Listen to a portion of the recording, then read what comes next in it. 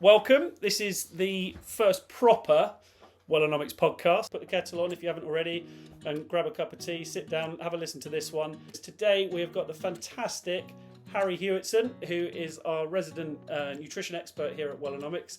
And then we've also got Laura Capindale, who we've been working with for a while now, who is an HR expert and knows all the things that needs to be solved within the workplace. And one of those problems is nutrition. Starting with Laura, if you want to give yourselves a bit of an introduction each, and then we'll get straight into the conversation. Sure, thank you very much, and thanks to be a part of this. It's a privilege to be part of the first one. Well, thank you. So I'm Laura. I set up my company, the HR Crowd, which is HR consultancy predominantly, but I have a real focus on coaching because for me, it's really about understanding how employees do find their engagement in the workplace and what really makes them tick. Yeah. I think that's what's been the great partnership with Wellonomics, because it really looks at all the intricacies that sit underneath that as well. And it's not just about ticking a box, it was really about understanding what motivates people. Fantastic. Harry? Thank you, Glen. Yeah, really pleased to be here, and very excited to be on this very first Wellonomics podcast. I'm a registered nutritional therapist. I haven't always been in the health and well-being industry. I used to work in the trades, restoring bathtubs, and my interest in nutrition was first peaked when I was diagnosed with chronic lead poisoning. And it's not something that can be dealt with by the NHS. There's no protocol in place on the NHS, so I had to seek help privately through a nutritionist, and that is what initially piqued my interest. And then from then I became a yoga teacher, and then went back to school to study for 4 years at the Institute for Optimum Nutrition, and graduated from there a few years ago. And my work involves clinical work, that is one-to-one work with clients, and I do corporate talks and also group programs. So I do a 9-day nutrition and lifestyle reset program, and it's in that capacity that I am going to be working mainly with at Wellonomics, which I'm very much looking forward to as well. Fantastic. Well, thank you very much for both coming on to our first podcast. I will do my best to remember to press the right buttons, ask the right questions, and do everything in the right order, but I can't promise anything. So if you can help me to hold this together, that would be fantastic. But it's an absolute pleasure to have the pair of you, because I'm massive fans of both of you. And Harry, I've known you for a while now. Obviously, we're in the same village, which is how we first got to know each other, and obviously the work that you do with nutrition and how you cut through that kind of direct educative piece on this is all you need to do, because I think sometimes without any of the complications of nutrition, I think it is quite simple, and it should be quite simple. And then Laura, I watch you all the time on LinkedIn when you're doing your reflective walks, and I think that's what we're missing right now, is that reflection and actually that thinking, that critical thinking process where we actually weigh up what's going on and actually start to process the information and then formulate an actual proper effective strategy to solve things. And again, I think that's really simple.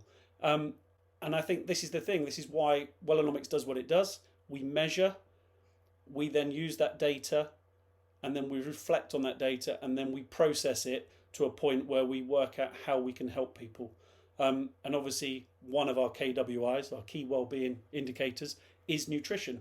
And as an ex-athlete, performance coach myself, it was hugely important on the sports fields, both as an athlete and as a coach, preparing everybody else. But people are people, and the difference between a professional sports person and us is that we just have different start points and different end points. So nutrition, I think, is one of the most misunderstood, misguided subjects out there. It's why we measure it at Wellonomics. NHS stats at the moment shows that sedentary people, the work is affected adversely. I don't think we need to be a genius to work that one out, but some of the stats that I've got here, obviously we link it to overweight and obesity at the moment. This is what we're talking about, isn't it? The obesity crisis that's coming. It's been coming for a long time. Type 2 diabetes, types of cancer, early mortality, all these things that are linked to poor nutrition. Why would we not take that seriously. And from a nutritional KWI, from the Wellonomics platform, at the moment we're finding that 76% of people are eating a balanced diet, which I would say is a good start. But then my brain would then go to the point of, okay, so how balanced, or what is it? Because one of the questions that we use within one of our deeper dives is, do you drink enough water a day? Well, there's a follow-on question from that. What water are you drinking? Because depending on where you live in the country, different types of water have different elements in them which can affect your health, which Harry can go into a lot more of that. But, effectively, you could say that you've got a great balanced diet, but what sort of fruit and veg are you eating? Where's it from? How's it been processed? Has it been processed? Etc., etc., etc. And I think this is the problem, is we've got to start with the basics, which is why we measure it. But then we've got to have that open and honest, reflective conversation, thought processing, critical thinking that you do, Laura, on a weekly basis on your walks when you're out and about. And we've actually got to talk to each other and talk to experts. So bringing you guys together, that's the reason that we've got you two on this first one, is that, Laura, you're out there talking to people, listening to HR problems. Harry, you know your stuff about nutrition, and you are very, very simple in your approach, which is why I love it. It works. It works for me. It worked for me. It worked for everybody in Wellonomics, and I'm looking forward to doing another one soon. And it's a reset thing. It's not something that we need to be 100% on all the time, but we should be mindful of it. But we should also understand why we should do it. So my first question really is, how does nutrition play a part? I know it's a biggie, but as succinctly as possible, Harry, what's your kind of thought processes on the reasons why nutrition should be one of our KWIs, and why we should take it more seriously maybe than what some people really are? Well, it's firstly, a lot of people just think about nutrition and weight management as the kind of the pairing that's what good nutrition is all about. It's just about managing weight or trying to lose weight, but it does affect absolutely everything. The old expression, you are what you eat. It does. It all has an effect on our overall performance. So it will affect us hormonally. It'll affect the way we sleep, our blood sugar levels, our energy levels. It'll affect our immune systems, our endocrine systems. Everything is affected by what we eat. So and the human diet has changed so dramatically in the blink of an eye in evolutionary terms.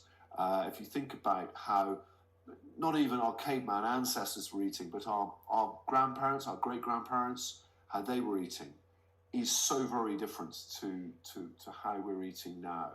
And there's a great book by a guy called Michael Pollan called In Defense of Food, and at the very end of it, he gives a few bits of advice about how to approach your weekly shop. And one of the bits of advice is, do not buy anything your great-grandmother wouldn't recognise. And I think that's a really, really salient point. We ultra-processed foods have crept into I say crept, they've leapt into the human diet without us really noticing. It's perfectly normal for any household to have packets, food in packets, basically, is what we're talking about mostly.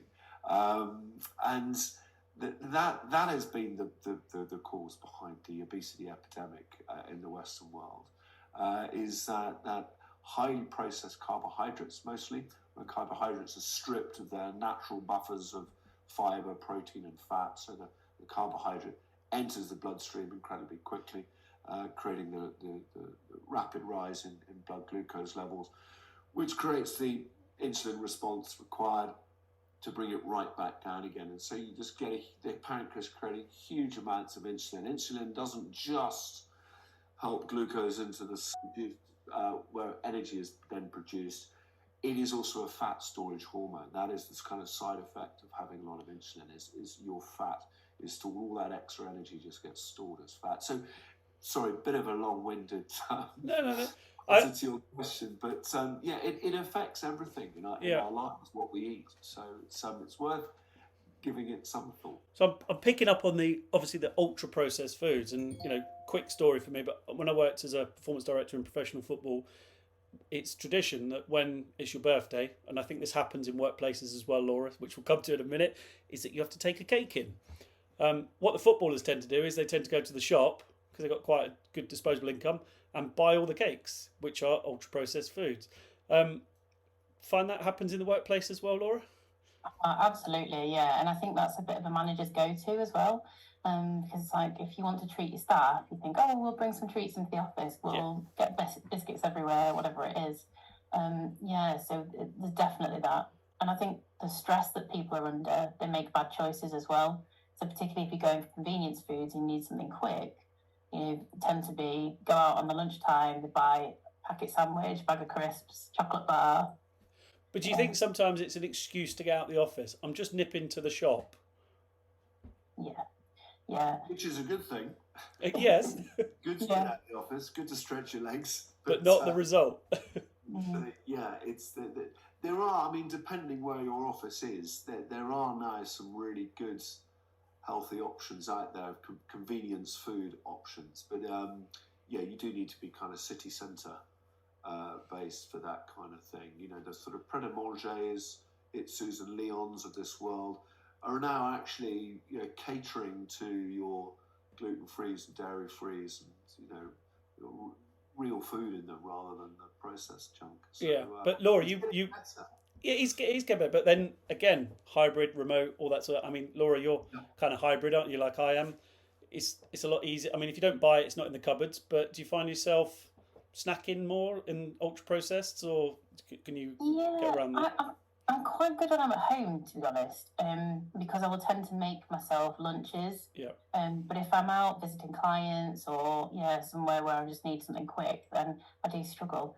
And I think people will struggle as well with cost, because particularly when you're buying fresh foods or the more expensive Pret a Manger type foods, it is double the price of a sandwich that you buy in Tesco. I think given the current climate, that's a challenge for people as well. Yeah. So with the nutrition element of fuel and energy, Harry, where do you see that? Because this is the big debate all the time, and I've got my own opinions on this. But in terms of nutrition versus exercise, and I don't think it's a versus, if I'm being totally honest with you. So there you go. There's my opinion. But where do you see exercise and nutrition fitting in to people's overall health and well-being? And then Laura, how do you feel that companies are coping with being able to put that provision on? You're right. It's not versus. They're partners, really, aren't they? They should be. Yeah. But there is an old adage: you cannot out-train a bad diet. Correct. And I think diet is probably counts for about 80%, and exercise for about 20%. I think it's the old 80-20 rule. Yeah. Get that diet right, and the exercise will be a lot more impactful than if you had a shoddy diet. Yeah. Definitely. So Laura, I know that you have a MyZone belt, don't you? I do indeed, yeah. So do you track all of your activity and sort of align that to when you're eating and your nutrition? Yeah, I try to. I'm not as good as I should, I will admit. But yeah, I certainly try to. The gym and nutrition's always been a big thing for me. So I had personal training before I got married, actually, to try and hit my target goal. Like most people. Yeah, exactly. But it did open my eyes, because there were so many things that I hadn't even considered before. And exactly as Harry said, in terms of going back to the raw kind of ingredients. I used to think that whole milk was bad, and there's a lot of fat in it. And actually, the less processed it is, the better. So it changed my mindset on that side of things. I think that's something from an organisational point of view that we're not quite there yet.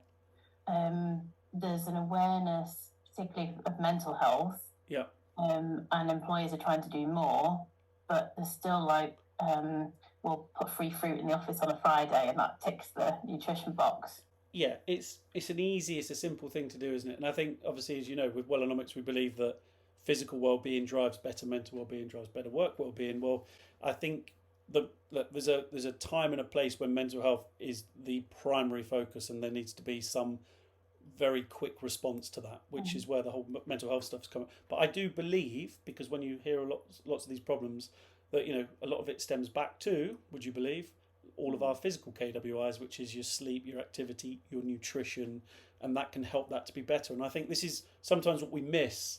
But how would you, I mean, apart from working with a wonderful Harry, which a few of our organisations have done and they've loved it and they've found themselves in a lot better.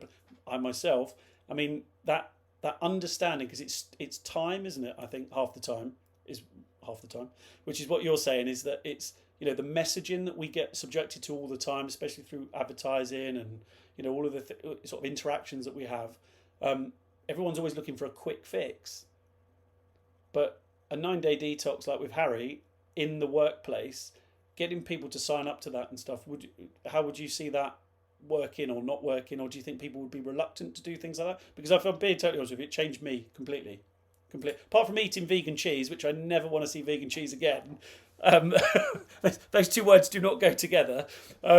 It did change. It changed. It's just, well, I'm trying to stop myself, but it changed my life because it made me stop and reassess, which is what you do all the time when I'm watching you on LinkedIn. You reflect on things. So how would you see that being accommodated within a workplace, or do you think that would be a tricky thing? Is it a workplace responsibility? Yeah, I think it is, because for me it's more about the coaching element, and this is where my role comes into the kind of forefront, in that it's teaching managers to understand what their staff are going through. So particularly if managers are trained to be able to look out for these signals of people saying that they're very overwhelmed or stressed, actually what does that mean? Because it's never in isolation about the workload.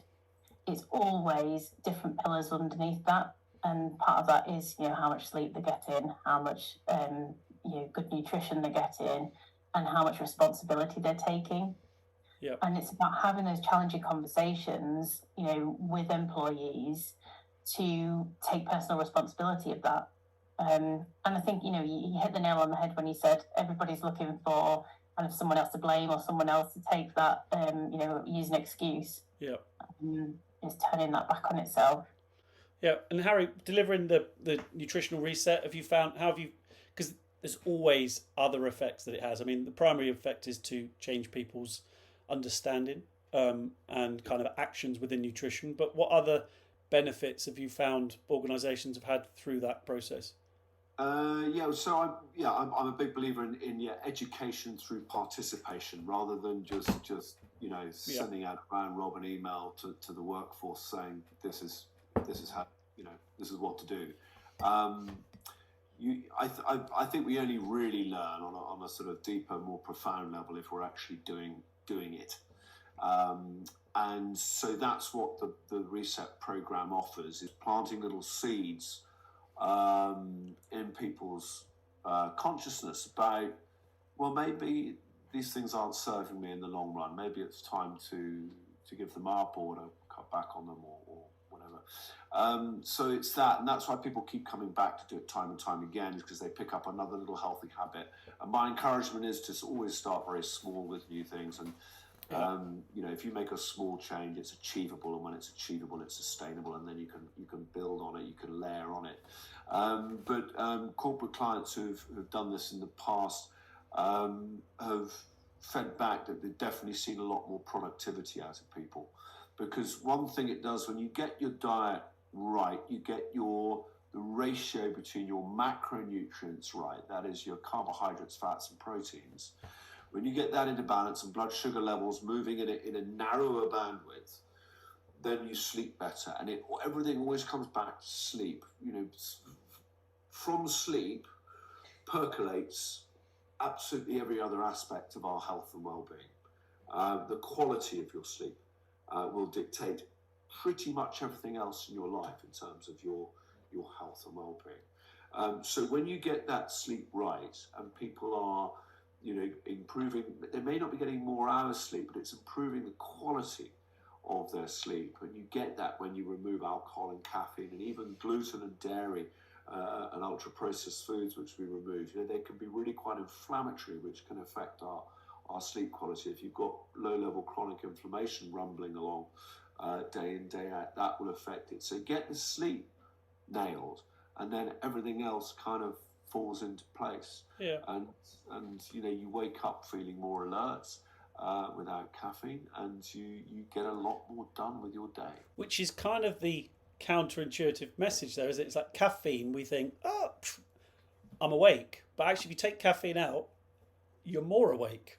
And that's certainly the thing that I found from doing the detox first time round, was that, and as you know, Harry, I had a longer run up than everybody else because you told me. So I went early, 4 days before. So by the time we started, I went on the Friday and I just chopped it straight out.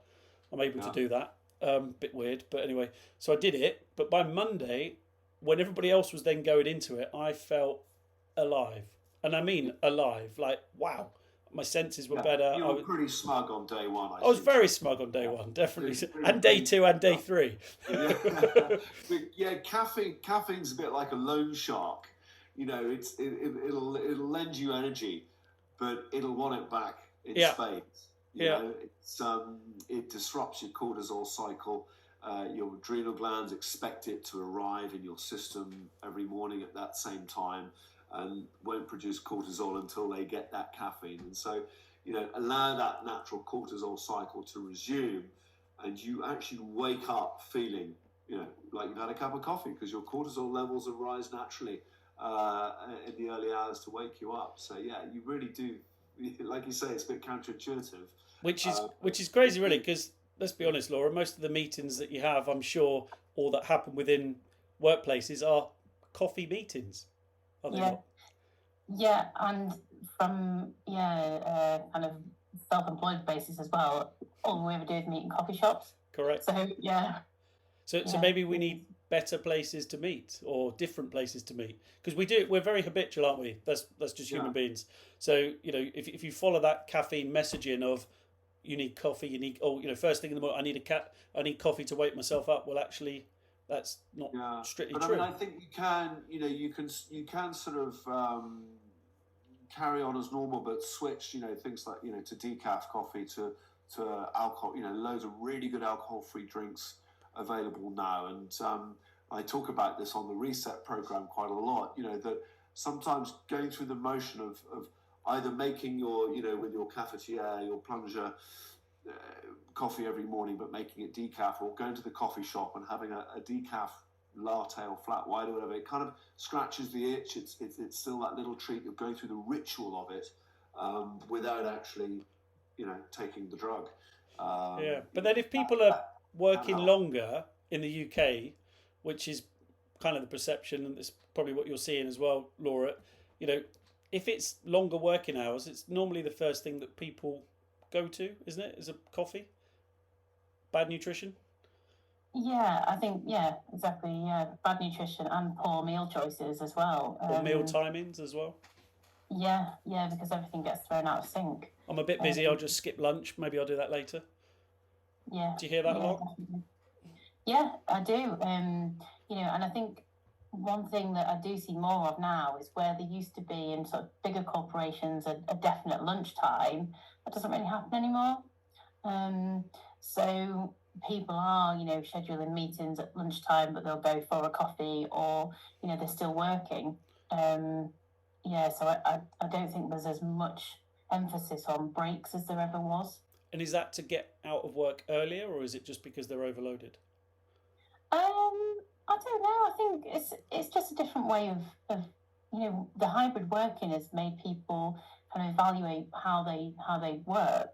So where they might go into the office a little bit later and work later, or nip home to put some washing on, or whatever it is. That's kind of blended and blurred the boundaries a lot, I think. Yeah, but surely that balance has just disappeared then, has it not? In some respects, yes. And I think, there was always this fear of employers saying, well, we don't want people to work from home because they won't actually be doing the work. Whereas now it's almost created the opposite effects, in that they're working all of the time because there is no set breaks. But then surely we're kind of almost inducing a toxic kind of work culture, environment, which then leads to poor nutritional choices, stress, less sleep, etc. So doesn't sound like we're heading in the right path. I think it's how it's managed, yeah. And there needs to be some recognition for that as well. People setting their own boundaries, because otherwise it definitely does go the other way. Yeah, definitely. So do you think that nutrition, exercise, all those things, because again, the as you just said there, the lines are quite blurred now, I think, between whose responsibility is what, and certainly, coming from professional sports, everything was a responsibility to ensure that those people could perform. So is it generally accepted now, or do you think we've still got a lot of work to do, that actually when you are employed by a company, it is pretty much their responsibility to try and do everything they can or provide you with the right information? Or do you think that, does it stop at a certain point? It's like, no, that's work, that's you. Or do we have an overarching well-being responsibility to people if they work for you as a employee? Yeah, I think ultimately, employers, they do have a responsibility to take care of their staff, but we know that happier employees do work more productively, so it's kind of a win-win. Yeah. But it's also about kind of giving the bigger education piece, but then putting it back onto the employees to say, this is actually now your remit to take this forward. So if they are identifying that, they're maybe drinking a lot of coffee in the morning, or, they're having those slumps, to say, is there something that you could be doing to make your life better? And that's where the nutrition conversation might come in, along those lines. But then sometimes have we pre-pandemic, we still did all the coffee, we still did all the cakes, we still did, I've seen things before, even at gyms, where it's like, right, Friday we're going to do alcohol and pizzas, which kind of like blows my mind, but that's just me. But effectively, there's nothing wrong with alcohol and pizza, but I just don't see those two things going together. So that triggers me massively. But there's nothing wrong with that, to bring people together in a way to create cohesion and community and communication and all those sorts of collaboration things, all those wonderful things that we also measure through Wellonomics. But surely nutritionally we could be doing better things to bring people together with better outcomes. Yeah, I think it's balance, exactly as you said. It's, we can do those things, but we need to think about what we're doing. It's the same as, we're recognising now on the mental health side of things that we can signpost people in different directions, or, we can do things like, even with diversity and inclusion, that's more inclusive, but we're just not quite there with the nutrition. It's that fallback of, well, let's bring the cake into the office. So if we're starting to just chip away at that, could we have something where, people bring in healthy alternatives? Even with Christmas buffets, that's a classic. The Christmas buffets, everyone brings in sausage rolls and crisps, and if we could do some sort of inclusion of everybody to say, could we think of something healthy to bring in? It's just a different way of doing it. Yeah, and I think absolutely it does come down to education, which is why I love all the stuff that you do, Harry, because it's simple and it's easy to understand, and it's actually quite easy to deploy. I can remember being at a hospital in London, which was kind of narrowed it down a bit, but I won't name it. And I went and sat and listened to a talk, and then they had a breakout, and there were snacks, and we'd been in a talk about cancer, which obviously is vastly affected by food choices as well, or not helped certainly. And all of those foods in the breakout were ultra processed foods, and I kind of almost metaphorically just did that I couldn't believe it. And it's just like, so sometimes I think we get too busy that we don't connect the dots, or are we not educated enough, or have we overcomplicated nutrition, or do people like to latch on to things like the soup diet or the cornflakes diet or something where there's a challenge? Is that what you kind of see, Harry, in all the battles that you face? I think people overcomplicate it.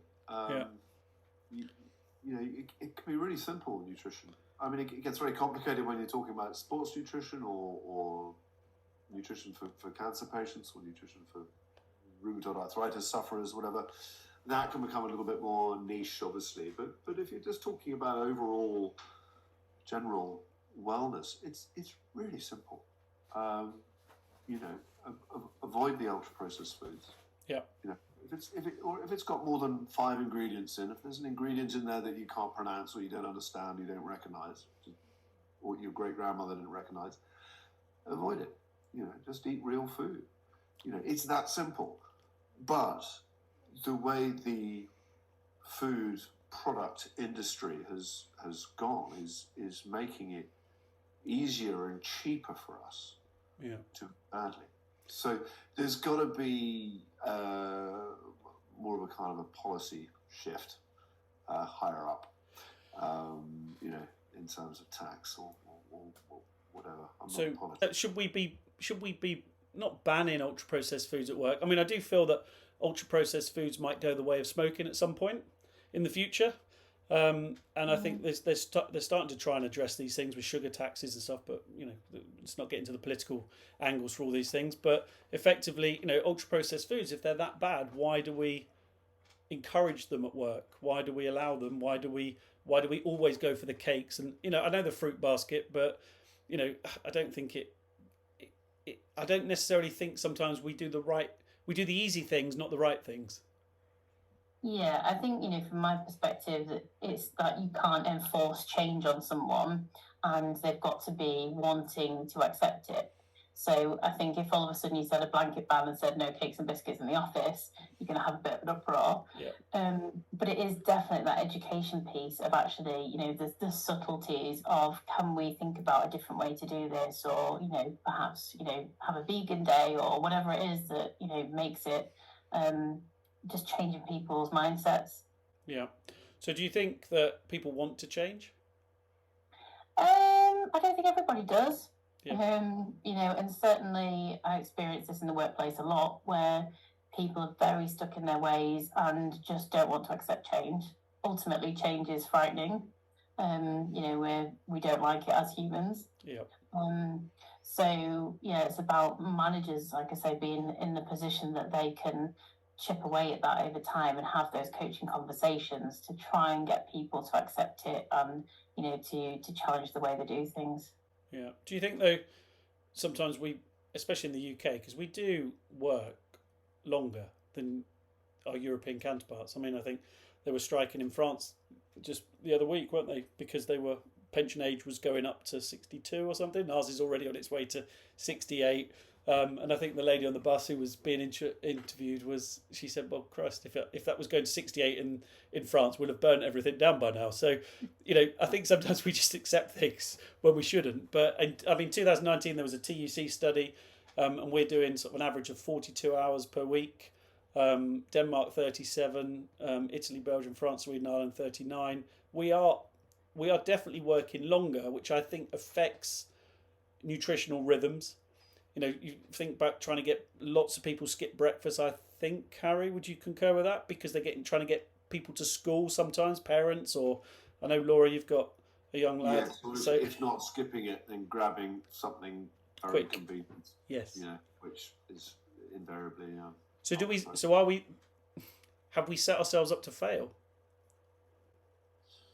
The way the food product industry has gone, or just the way that work times and stresses and pressures, and you always go for the easy option, don't you? And unfortunately, the easy option is there. Yeah. It's all been made far too easy. That's the problem. If you go back to even just our grandparents, they spent a third of their income on food. Wow. We don't spend anywhere near that, and they spend a lot more time in the kitchen preparing it. Simple as that. It was a given that it was a bigger part of our lives. But surely then hybrid working, if you're at home, is that not manageable, Laura? Well, yeah. Sorry. I think. And I'm not saying it is. It's the question. Yeah, it isn't, and I think the problem with hybrid working is that people will, they'll travel as well. So, and particularly if you're on the road, I mean, my husband works on the road quite a bit and traveling to different clients, and the only option for him 9 times out of 10 is a service station or a McDonald's. So there needs to be, I think, as Harry said, it's a higher up conversation of there needs to be better options for people, and some kind of reshuffle of taxes and the way that we perceive things. No, I agree. I mean, it's very difficult, especially when you are travelling. It requires a bit of planning, a bit of prepping ahead. Yeah. Often, I think we're getting better as a country. You can, if you look hard enough in a service station, they often have these M&S shops or Waitrose shops. You can find something that isn't a burger. But yeah, we've still got a long way to go. But isn't that the problem though? Don't we just naturally, habitually do what we've always done, and change is hard?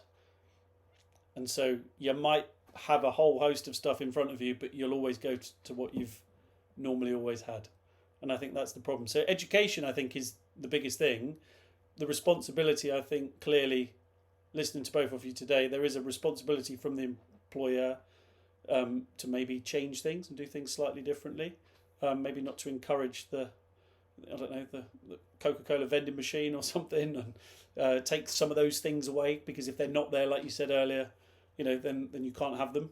But equally, there's a responsibility on the individual as well. But knowing that the outcome is not good if you continually put bad nutrition into you, we've got to overcome that kind of change mechanism of how do you get change. And I think collectively, if you do it in a group, it's very hard to change something when you've got nobody else around. You need that support network. So doing it in a group, having an initiative within the workplace where we talk about healthy eating, because again, what one person thinks is healthy might not be healthy. It might be misunderstood. And even if you are drinking enough water, you might be drinking the wrong type of water, which is, that's a whole different conversation altogether. But if you had to give a top well-being tip, I'll start with you, Harry. What would it be? Nutritionally speaking, I would say top and tail your day right. Bookend it with decent food. So for breakfast, just make sure you get protein in at breakfast time. That'll just set your metabolism off on the right track. So many, the typical breakfasts are cereal based, be that bread or breakfast cereals, which are very high in carbohydrates. So you get you just kick off on the wrong foot, with high blood sugar levels, and that's just sets you up for a bad day. So getting protein in at the beginning of the day, and then make sure your evening meal is at least 3 hours before you go to sleep. That's a big one, yeah. Which is quite a long time. A lot of people like to snack after their evening meal, in front of the telly. So it's harder to do, but once you get into the habit, you feel so much better the next day, and you will manage your weight more effectively as well. Yeah, brilliant. Love that, all of that. Laura, your top wellbeing tip?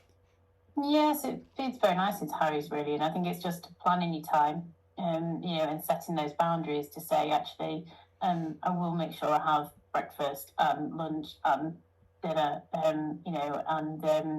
set time in your diary and make that precious. Yeah, and I think I can conclude from that what we're really talking about there is consistency. When they're not consistent, you get peaks and troughs. And I think, nutrition is one of my favourite subjects to talk about, how that affects the workforce. And if you think about, you've got 100 people in your workforce and they're all nutritionally fueling themselves and got peaks and troughs, and you might have a meeting with somebody that's in a trough while someone's in a peak.